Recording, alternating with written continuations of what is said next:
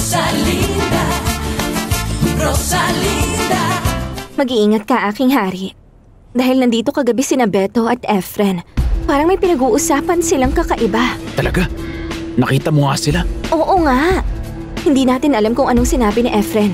Basta umalis na galit si Beto. Sino ang gagawa ng ganun sa kanya? Hindi ako makapaniwala. Hindi talaga.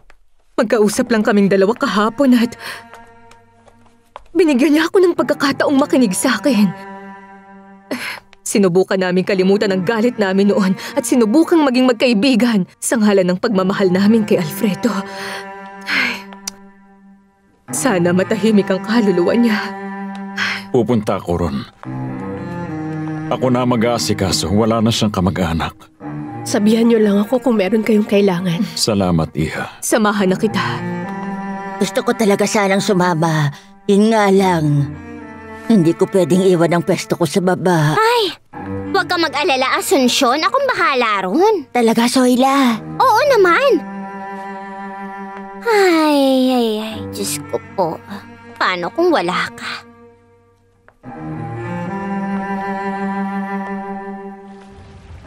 Ba't di ka pumupunta para magpatingin, Fedra? Tumawag ako noon para magpa-appointment pero ang sabi wala ka't nasa kongreso. Hindi, matagal na panahon na yun nung nandun ako. Pero sige, sabihin mo, kumusta ka na ba ngayon? Ay, minsan okay ako at minsan sobrang sakit. Mas mabuting magpa-check up ka ngayon. At kailangan mo rin na magpa-laboratory. Laboratory na naman? Eh buntis lang naman ako ha. Kailangan.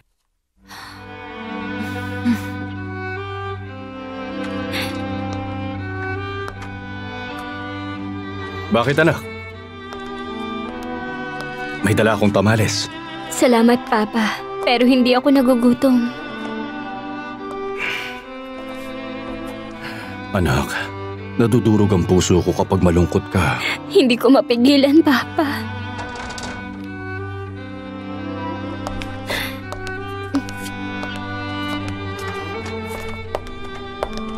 Lucy, nakikiusap ako, mag-usap tayo. Wala nang dahilan para mag-usap pa tayo. Kaya umalis ka na. Huwag ka nang babalik dahil ayaw na kita makita habang buhay. Umalis ka na!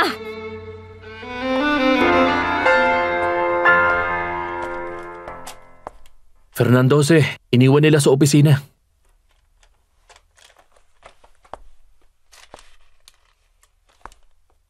Galing kay attorney.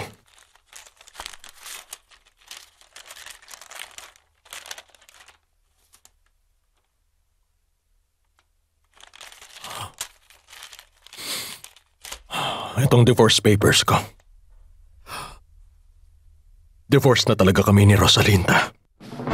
Hindi ko pa nasabi, Abril, pero mas maganda ka ngayon. Oo, hindi na masama. Ginawa kong lahat para pansinin ako ni Beto. Ano nga pala, Fedra? Pupunta ka ba dun sa charity bazaar o hindi? Siyempre, pupunta ako. Dito lang yun, di ba? Diyan sa hardin. Pasensya na kayo. Sana hindi ako nakaabala. Abril, nakakagulat. Hindi kita nakilala. Salamat. Abril, ikuha mo kami ng maiinom. Sige na, bilisan mo. Opo, senyora. Huwag mo siyang tratuhin na kapantay natin. Tandaan mong empleyada siya, hindi siya parte ng pamilya. Ay, masyado ka naman, Valeria. Kumusta ng pagbubuntis mo, Fedra? Ayos lang, salamat. Tinatanong ako ni Valeria tungkol sa bazaar. Ayos na ba ang lahat? Kaya ako nandito para ayusin ang mga pinakahuling detalye. Si Valeria ang magiging host ng event. Gusto kong imbitahan niyong lahat ng mga kaibigan niyo.